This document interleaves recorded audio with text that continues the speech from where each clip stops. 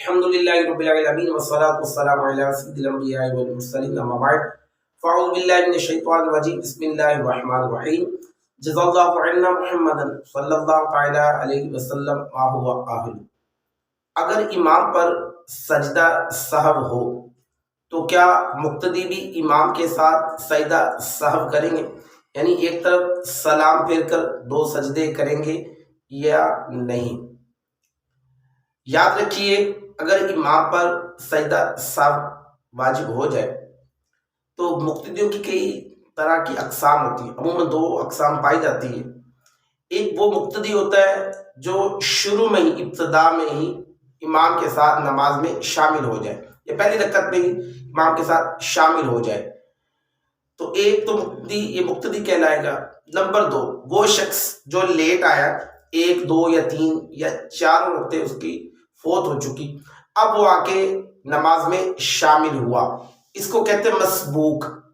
مقتدی وہ جو پہلی رکعت میں ہی شامل ہو گیا، مسبوق وہ جس کی ایک دو تین یا چاروں رکعتیں کے فوت ہو گئی ہوں، اس کو کہتے ہیں مسبوق۔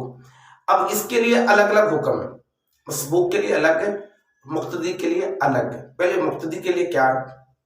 مقتدی کے لیے حکم ہے، اگر امام سجدہ سہو کرے گا، ایک طرف سلام پھیرے گا جب، تو دو مقتدی بھی اس طرف ایک طرف سلام پھیرے، جیسے السلام علیکم ورحمۃ اللہ، تو مقتدی بھی ایک طرف سلام پھیرے، اس کے بعد پھر اللہ اکبر جب امام کہہ کے سجدے میں جائے دو سجدے کرے۔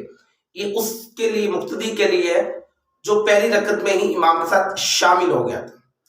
اور جو وہ مسبوق، اس کے لیے حکم یہ ہے جس کی ایک دو یا تین یا چار رکعتیں فوت ہو چکی، وہ امام کے ساتھ نماز میں شامل ہوا، اس کے لیے یہ ہے کہ جب امام سجدہ سہو کے لیے ایک طرف سلام پھیرے، السلام علیکم ورحمۃ اللہ، تو جو مسبوق ہے جس کی رکعتیں فوت ہوئی ہیں، اس کے لیے یہ ہے کہ وہ سلام نہ پھیرے، وہ سلام نہیں پھیرے گا، لیکن دو سجدے جو ہیں اللہ اکبر کہہ کے جب امام سجدے میں جائے گا، سجدہ سہو کے جو سجدے دو ہیں وہ کرے گا، لیکن سلام نہیں پھیرے گا۔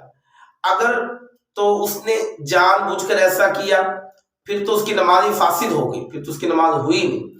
اگر بھولے سے ہو گیا کہ اس نے سلام پھیر دیا تو پھر اس کی نماز ہو جائے گی۔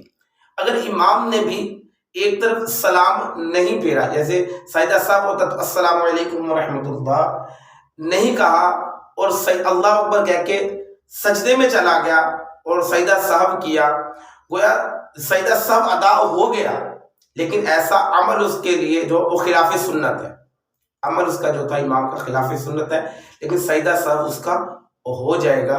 تو یہ بڑا اہم مسئلہ ہے، اس کو خود بھی ذہن نشین رکھیں اور ثواب کی نیت سے دیگر مسلمانوں تک بھی پہنچائیں۔ اللہ پاک مجھے بھی آپ سب کو نماز کے مسائل سیکھنے، یاد رکھنے، ثواب کی نیت سے دوسروں تک پہنچانے کی توفیق عطا فرمائے۔ آمین بجاہ نبی کریم صلی اللہ تعالی علیہ وآلہ وسلم۔